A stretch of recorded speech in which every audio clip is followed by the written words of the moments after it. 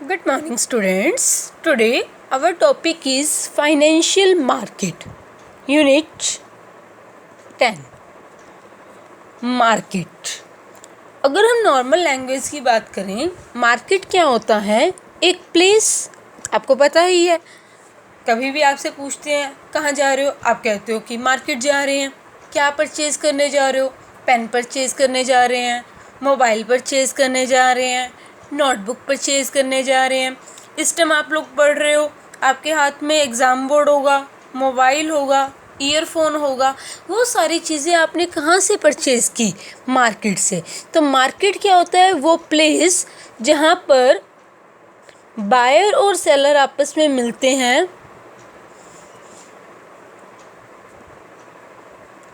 And buying और selling activities करते हैं.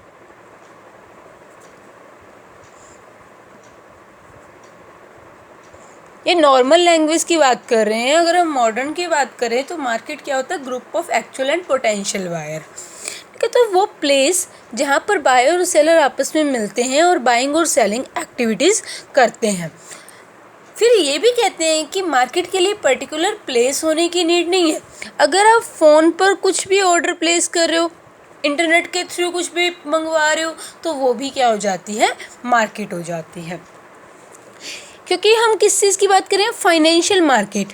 अब ये देखो क्या होता है, हमारी जो भी इनकम होती है, मतलब हमारे पेरेंट्स की जो भी इनकम है, क्या हम सारा का सारा स्पेंड कर देते हैं, खर्च कर देते हैं? नहीं, हम खर्च नहीं करते. हम कुछ ना कुछ अमाउंट बचा के रखते हैं, सेव करके रखते हैं. तो हम बन जाते हैं हाउस होल्ड सेवर. अब जो हमारी मनी होती है, जो हमने सेव करके रखी, उस मनी को हम क्या करते हैं? बैंक में डिपॉजिट कर देते हैं. क्योंकि हमें ये पता है अगर घर हमारी मनी पड़ी रही तो ये 1 ईयर के बाद, आफ्टर 2 ईयर्स, आफ्टर 5 ईयर्स उतने का उतना ही अमाउंट रहेगा. बट अगर हम बैंक में डिपॉजिट करवा देते हैं तो इसमें क्या होगा? कुछ ना कुछ ऐड ऑन हो जाएगा. इट मीन्स कुछ ना कुछ इंटरेस्ट लग जाएगा. तो सेवर क्या करता है? उस मनी को डिपॉजिट करवा देता है बैंक में. अब बैंक के पास पैसा आ गया, बैंक उस पैसे को अपने पास तो नहीं रखेगा ना. वो क्या करता है? उस मनी को, उस पैसे को आगे मोबिलाइज कर देता है. किसको दे देता है? जिसको चाहिए होते हैं. और पैसे किसको चाहिए होते हैं? बिजनेस फर्म्स को. मतलब हाउस होल्ड सेवर ने क्या की? मनी की सप्लाई की, फंड्स की सप्लाई की. और बिजनेस फर्म ने क्या किया? फंड्स की डिमांड की. ठीक है, तो एक तो हमारे पास ये ऑप्शन है कि सेवर क्या कर सकता है? बैंक में मनी डिपॉजिट कर सकता है. बट क्या होता है? बैंक में जो इंटरेस्ट रेट होती है वो क्या होती है? कम होती है. तो दूसरा अल्टरनेट क्या है? सेवर के पास वो मनी कहाँ लगा सकता है? वो मनी लगा सकता है फाइनेंशियल मार्केट में. वो मनी कहाँ लगा सकता है? फाइनेंशियल मार्केट में. फाइनेंशियल मार्केट के अंदर जो पैसा लगेगा, यानी कि इसने क्या किया? फाइनेंशियल मार्केट में फंड्स की सप्लाई की. ठीक है, अब यहाँ भी क्या है? बिजनेस फर्म को पैसे चाहिए. तो बिजनेस फर्म क्या करते हैं? फाइनेंशियल मार्केट के थ्रू सेवर से मनी लेते हैं. इट मीन्स इन्हें फंड्स की नीड है, ये क्या करेंगे? डिमांड करेंगे. यहाँ पर जो फाइनेंशियल मार्केट में पैसा लगाया जा रहा है, इसका मतलब सेवर क्या कर रहा है? शेयर्स, डिबेंचर्स में पैसे इन्वेस्ट कर रहा है. तो फाइनेंशियल मार्केट और बैंक ऐसे इंटरमीडिएटरीज हैं जो क्या करते हैं? फंड्स को मोबिलाइज करते हैं. जो क्या करते हैं? फंड्स को मोबिलाइज करते हैं from supply side to demand side. तो ये क्या बन जाता है? Allocative function. मोस्ट इम्पॉर्टेंट है, एग्जाम में आ जाता है. What is allocative function? क्या लिखोगे? Mobilisation of funds from supply side to demand side is called allocative function. Okay, अब हम बात करें कि फाइनेंशियल मार्केट के थ्रू, तो ये फाइनेंशियल मार्केट क्या होता है?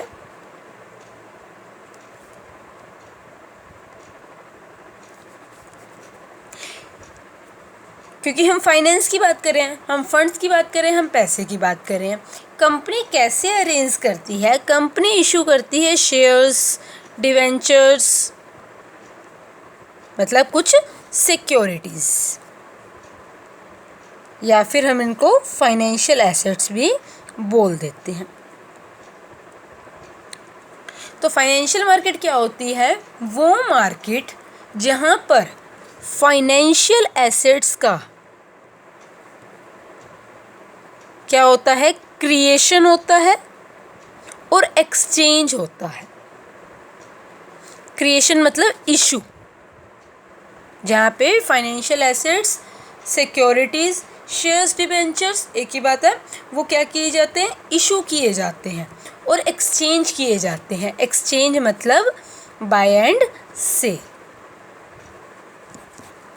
तो financial market, it means that market where financial assets are created and exchanged. आया समझ? फाइनेंशियल मार्केट का मीनिंग बता दिया क्या होता है, जहाँ पे फाइनेंशियल एसेट्स, सिक्योरिटीज़ को क्रिएट किया जाता है, इशू किया जाता है, एक्सचेंज किया जाता है। एलोकेटिव फंक्शन क्या होता है? Mobilisation of funds from supply side to demand side is called allocative function.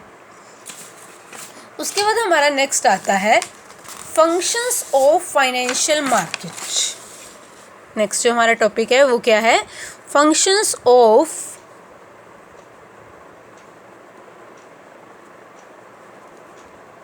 Financial market.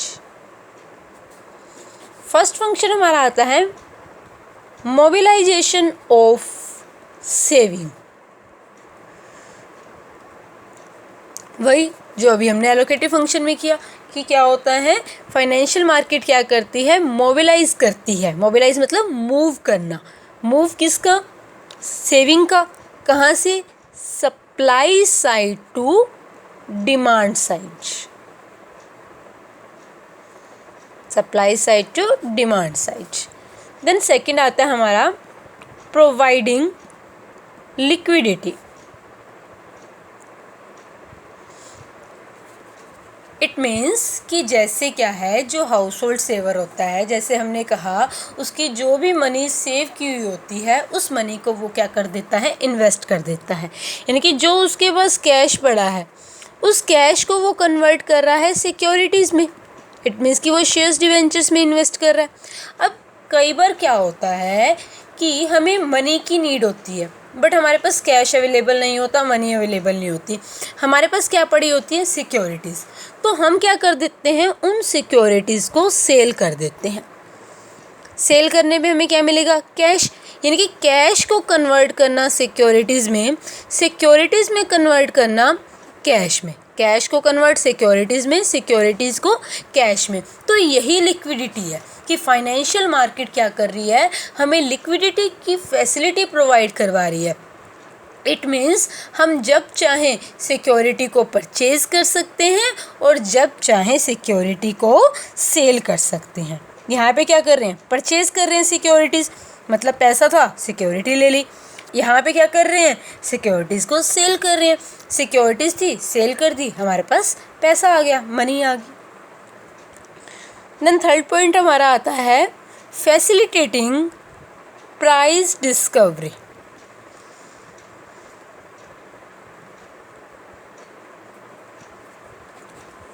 क्या होता है फाइनेंशियल मार्केट के अंदर? जो हाउस होल्ड सेवर होता है वो कौन होता है? सप्लायर होता है, जो कि फंड्स की सप्लाई करता है।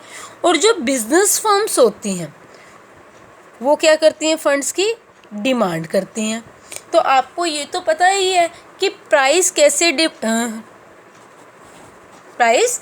डिसाइड होता है? On the basis of demand and supply.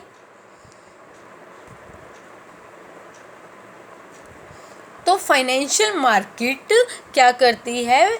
Establish करती है प्राइस को, मतलब डिसाइड करती है प्राइस को on the basis of demand and supply of financial assets securities. तो फाइनेंशियल मार्केट हमारी किस चीज़ में हेल्प कर रही है? प्राइस को डिस्कवर करने में, प्राइस को फाइंड आउट करने में।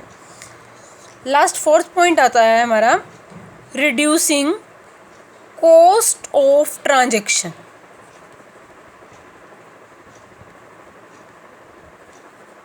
कि जो फाइनेंशियल मार्केट है वो हमें इंफॉर्मेशन प्रोवाइड करवाती है कि कौन कौन सी सिक्योरिटीज़ की ट्रेडिंग हो रही है, कौन कौन सी सिक्योरिटीज़ सेल की जा रही हैं, जिससे ना केवल हमारा टाइम बचता है बल्कि हमारी कॉस्ट भी कम होती है, क्योंकि financial market free of cost हमें सारी की सारी इंफॉर्मेशन प्रोवाइड करवाती है। अदरवाइज़ क्या होगा, हमें टाइम स्पेंड करना पड़ेगा बायर को सेलर को ढूंढने में, सेलर को बायर को ढूंढने में। बट फाइनेंशियल मार्केट क्या कर रही है? एक प्लेटफॉर्म प्रोवाइड करवा रही है जहाँ पे बायर और सेलर दोनों एक दूसरे की नीड्स को पूरा करते हैं, जिससे क्या होता है, हमारी जो कॉस्ट है वो क्या आती है? कम आती है। आया समझ? फर्स्ट मोबिलाइजेशन ऑफ सेविंग, क्या करें? Supply side to demand side movement हो रही है फंड्स की। प्रोवाइडिंग लिक्विडिटी, मतलब जब पैसे हैं, कैश है, कैश को कन्वर्ट करना सिक्योरिटीज़ में, सिक्योरिटीज़ को कन्वर्ट करना कैश में। Then help in price discovery on the basis of demand and supply, financial market helps in price discovery. Reducing cost of transaction, क्योंकि क्या है, फाइनेंशियल मार्केट हमें इन्फॉर्मेशन प्रोवाइड करवा रही है किस चीज़ की, कि कौन कौन सी सिक्योरिटीज़ का ट्रेड हो रहा है, जिससे हमारा टाइम भी बचता है, हमारी मनी भी बचती है, प्लस एफर्ट्स भी बचते हैं बायर और सेलर के। उसके बाद हमारा नेक्स्ट आता है topic types of financial market.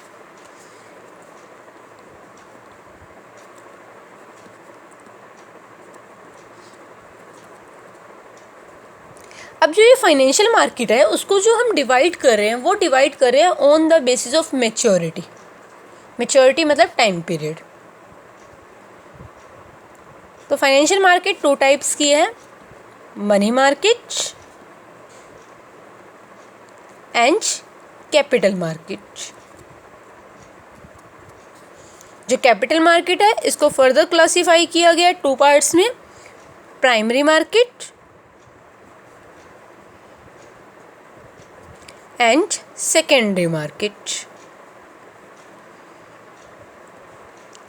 Primary market का अदर नेम है न्यू इशू मार्केट और सेकेंडरी मार्केट का नेम है स्टॉक एक्सचेंज। आपने ये वर्ड तो सुन रखा होगा, स्टॉक मार्केट। ठीक है, क्या बताया? 2 टाइप्स की होती है, money market, capital market. Capital market भी आगे 2 टाइप्स की होती है, primary market and secondary market. अब हम डिस्कस करेंगे कि मनी मार्केट क्या होती है, क्योंकि हमने अभी क्या बताया कि जो फाइनेंशियल मार्केट है उसको हम डिवाइड कर रहे हैं on the basis of maturity, on the basis of time period of financial instrument. ठीक है, तो मनी मार्केट क्या होता है? जब हमें मनी की नीड होती है लेस देन 1 ईयर के लिए, मतलब जब एक बिजनेस को पैसा चाहिए होता है 1 ईयर से कम के लिए, लेस देन 1 ईयर के लिए जब उसे मनी चाहिए होती है अपनी शॉर्ट टर्म नीड्स को पूरा करने के लिए, जब उसे मनी चाहिए होती है तो वो कहाँ से मनी अरेंज करती है? मनी मार्केट से। जब एक बिज़नेस फर्म को लेस देन 1 ईयर के लिए मनी चाहिए होती है, शॉर्ट टर्म नीड्स को पूरा करने के लिए चाहिए होती है मनी, तो वो कहाँ से अरेंज करती है? मनी मार्केट से। मनी मार्केट्स में वो क्या करेगी? कुछ इंस्ट्रूमेंट्स होते हैं,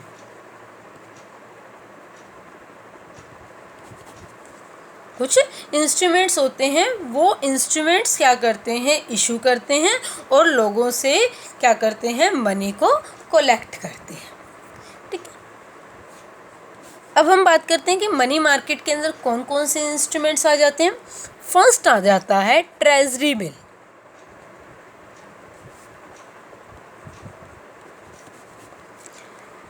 ट्रेजरी बिल, ट्रेजरी बिल क्या होता है? ये कौन इशू करेगा?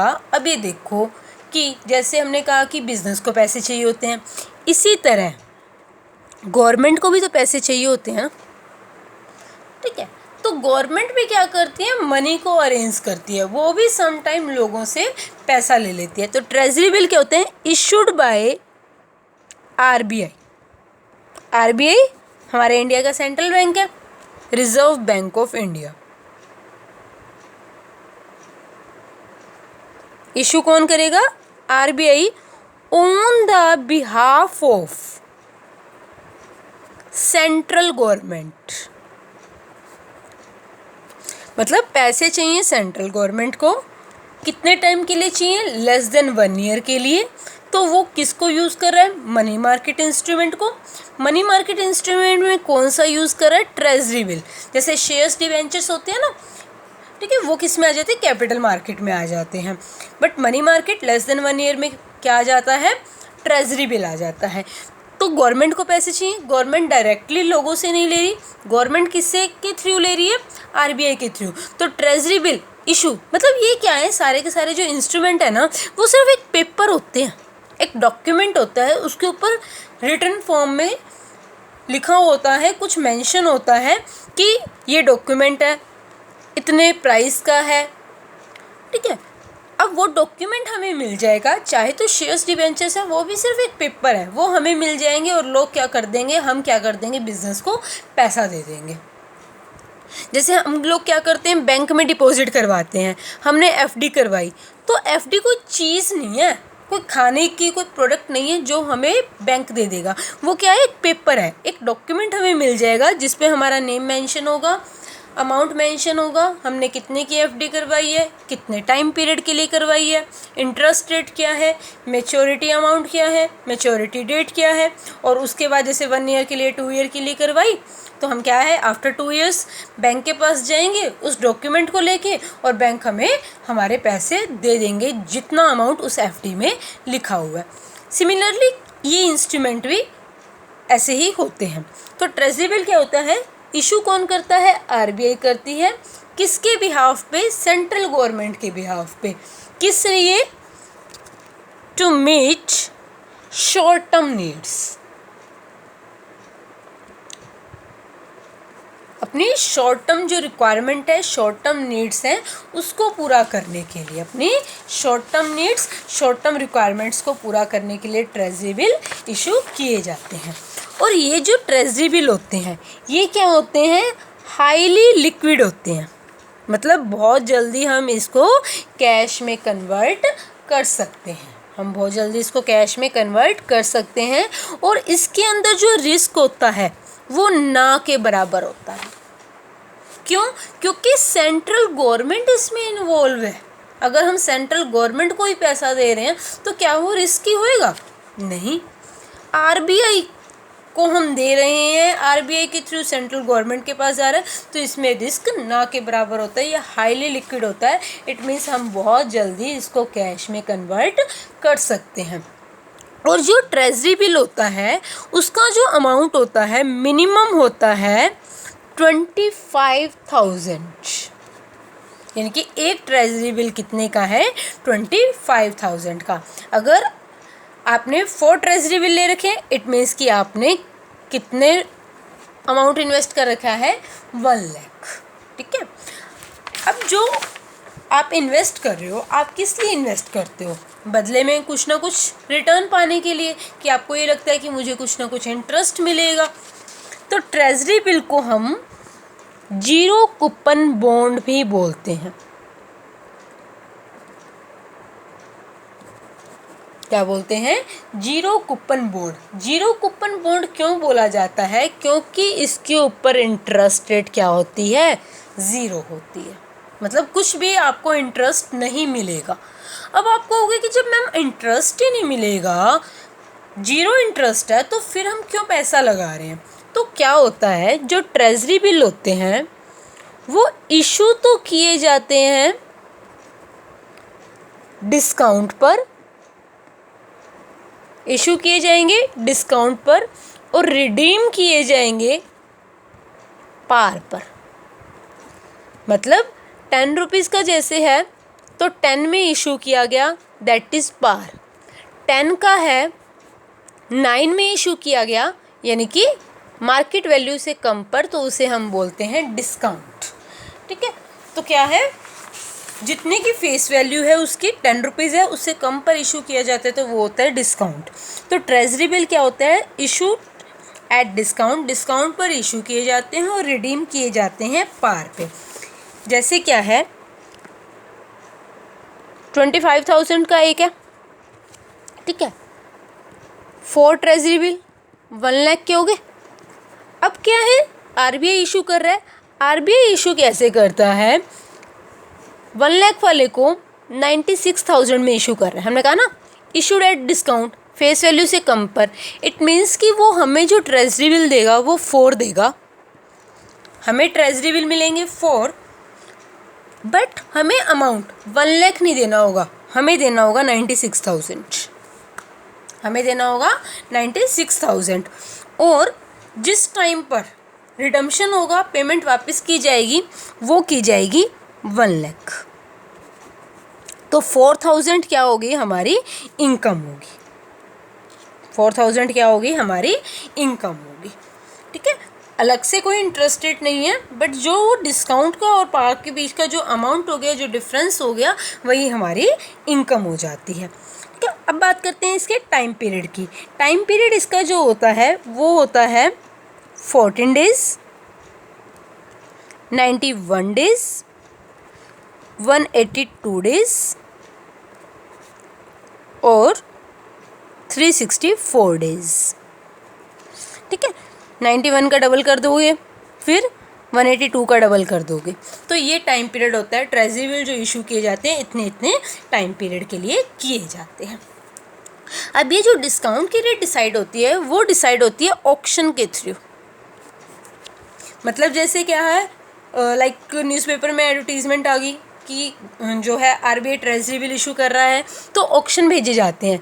जहाँ पर डिस्काउंट कम होगा उन लोगों को ट्रेजरी बिल इशू कर दिए जाते हैं। जैसे 1 लाख के लिए किसी ने बोला 96,000, किसी ने बोला 97,000, किसी ने बोला 98,000। अब ये देखो कि अगर 96,000 है, यानी कि गवर्नमेंट के पास 96,000 पहुँच रहे हैं और देने वापस 1 लाख पड़ेंगे, यानी कि इनको 4,000 देना पड़ रहा है एक तरह का।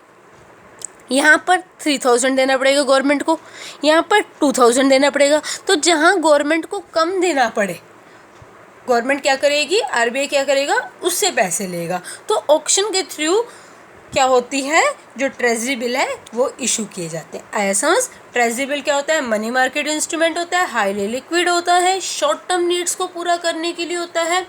आरबीआई इशू करती है सेंट्रल गवर्नमेंट के बिहाफ पे। Time period 14 days, 91 days, 182 days and 364 days. और एक ट्रेजरी बिल कितने का होता है, 25,000 का।